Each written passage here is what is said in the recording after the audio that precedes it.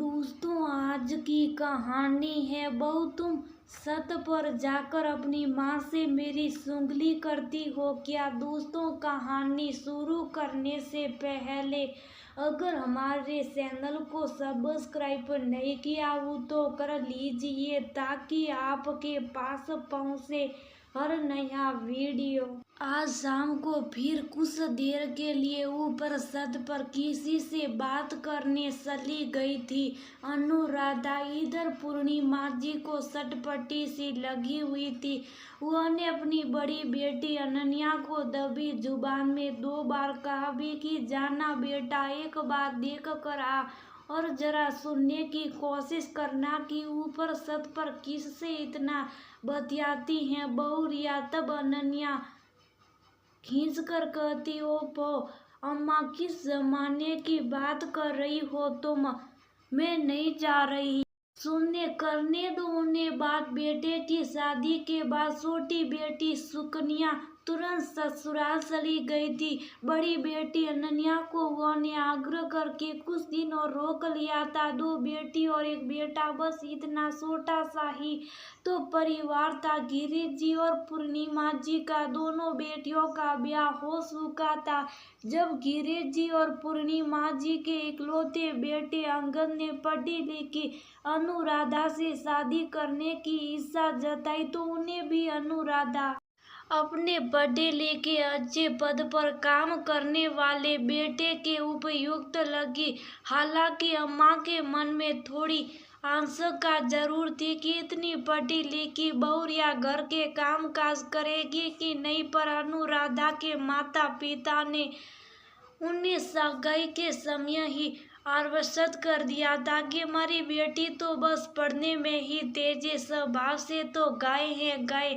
अनुराधा की माँ उर्मिला जी ने पूर्णिमा जी का हाथ पकड़कर कोने में ले जाकर कहा था, बस समझ लीजिए समधन जी, हमारी बेटी अनु तो एकदम अनपढ़ मिट्टी है। पढ़ाई लिखाई में लगी रही तो घर गृहस्थी के काम ठीक से नहीं सीख पाई। अब आप जैसे ढालोगी वैसे डर जाएगी। उर्मिला जी की बात सुनकर सीधी सादी पूर्णिमा जी गदगद हो गई। ब्याह के बाद पहली रसोई में ही बहू रिया के अनाड़ी हाथों का हलवा खाकर पूर्णिमा जी ने अनुमान लगा लिया कि उनकी बहू को खाना बनाना सीखने में और कितना वक्त लगेगा। घर का इकलौता बेटा ऐसी अनाड़ी बहू ले आया था। इससे कुछ रिश्तेदार औरतों ने टीका टिप्पणी जरूर की, पर मूल सास को तो अनुराधा से कोई शिकायत नहीं थी, सिवाय इसके कि वह रोज किसी से देर तक फोन पर बातें करती थी। वैसे तो अनुराधा के विचार बहुत ही परिष्कृत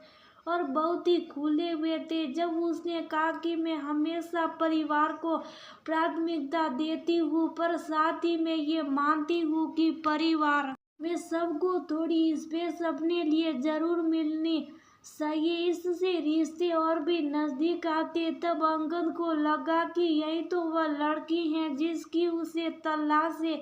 अनुराधा को भी अच्छे स्वभाव का पढ़ा लिखा अंगद बहुत भला लगा था। शादी के बाद वैसे तो सब कुछ ठीक ठाक चल रहा था, पर एक बात बड़ी अखरने वाली थी, वह ये कि अनुराधा रोज शाम को अपने चाय लेकर छत पर चली जाती या कभी कभी कुछ देर अपने कमरे में बंद हो जाती, किसी से कुछ देर फोन पर बात करती, फिर बाहर आकर आंगन के किसी कोने में बैठ जाती और कुछ देर एकदम चुपचाप बैठती। उस वक्त या तो वह यहाँ गाना सुनती या किताब पढ़ती, पर उस समय किसी से कोई बात नहीं करती थी। फिर आधा घंटा वहाँ बैठकर किसी से फोन में बोल बतिया कर बाद में अम्मा के साथ रसोई में मदद कर दिया करती थी। अम्मा को बड़ा अजीब लगता कि हरदम हंसने बोलने वाली बहू या रोज शाम को कुछ देर के लिए एकदम खामोशी अकेली सी क्यों बैठ जाती हैं, ऊपर किससे बात करके आती हैं।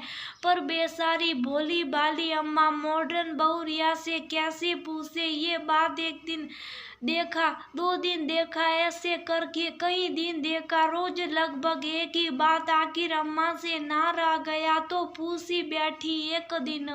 उस दिन बड़ी उमस थी। अनुराधा जल्दी जल्दी खाना बना रही थी, तभी उसके मुंह से सेंक निकल गई। रोटी तवे पर डाल रही बहुआ रिया के जब उंगली की किनारे में गरम रोटी की भाप लग गई, तब उसे घी का लेप लगाती हुई अम्मा ने जब अनुराधा का मुंह गौर से देखा, तब उसे अपनी बहू रिया इतनी मासूम लगी कि अम्मा का जी किया कि इस भोली भाली गुड़िया सी बहू को अपने गले से लगा ले। कैसी डरी हुई लग रही थी बहू ने थोड़ी सी उंगली जल जाने से।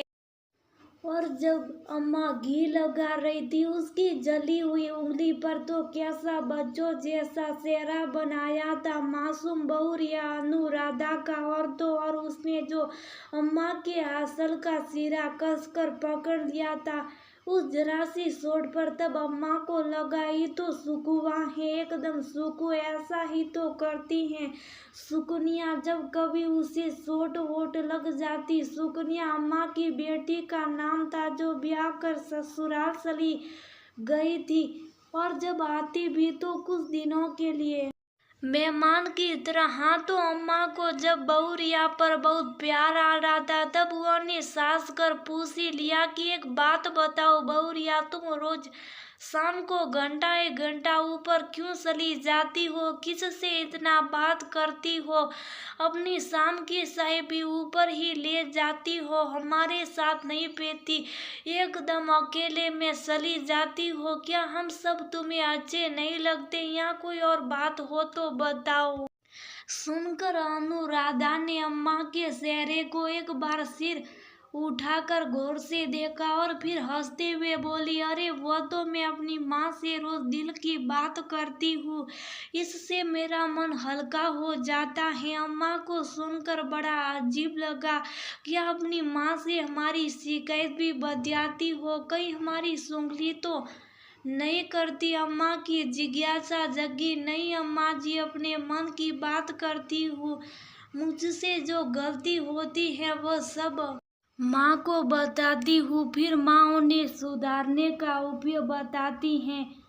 बस मैं अगले दिन से और अच्छा काम करती हूँ, इससे मेरा मन भी हल्का हो जाता है और किसी बाहर वालों तक घर की बात भी नहीं पहुँचती। अब अम्मा शौक कर पूछ बैठी, वो कैसे? बस अच्छा बुरा जो भी होता सब सिर्फ माँ को ही तो बताती हूँ। अच्छा, तो ये बातें कहकर भोली भाली अम्मा शांत तो हो गई, पर उनकी जिज्ञासा ठीक से शांत नहीं हुई।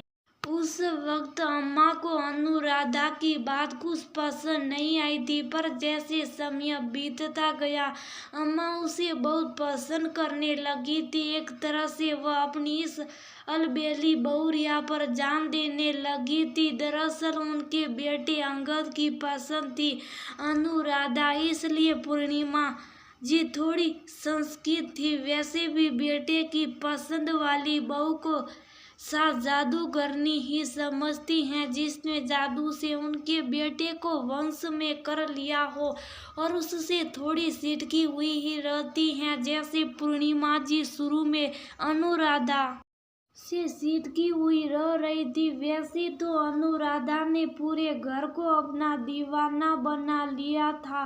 दोनों नंदे अपनी भाभी पर जैसे शाम जान से रखती थी, अंगन तो वैसे ही कायल था, सास ससुर को भी भाने लगी थी अनुराधा। सब ठीक था, पर उसकी संपष्टवादिता कभी कभी खल जाती थी। जैसे कभी कहती, आज मैं बस कमरे में थोड़ा सा अपना काम करना चाहती हूँ, मुझे कोई डिस्टर्ब ना करे। वहाँ सबकी समझ में आ गई कि बहू रिया बोलेगी तो साफ साफ और करेगी तो अपने मन की। उस दिन उन्होंने उसे डिस्टर्ब नहीं किया और सोचने लगी कि ऐसा क्या काम करे कि नई बहू के साथ उसका एडजस्ट मैट अच्छे से हो जाए। धीरे धीरे दोनों एक दूसरे उनकी अच्छी बुरी आदतों के साथ अपनाती गई और उनका रिश्ता बेहतर होता चला गया। सास बहू में एकदम माँ बेटी जैसा रिश्ता ना भी हो तो भी आपस में कटुता हटाकर सेज भाव से रहा जा सकता। ये बात पूर्णिमा जी और अनुराधा को देखकर सही साबित होती थी।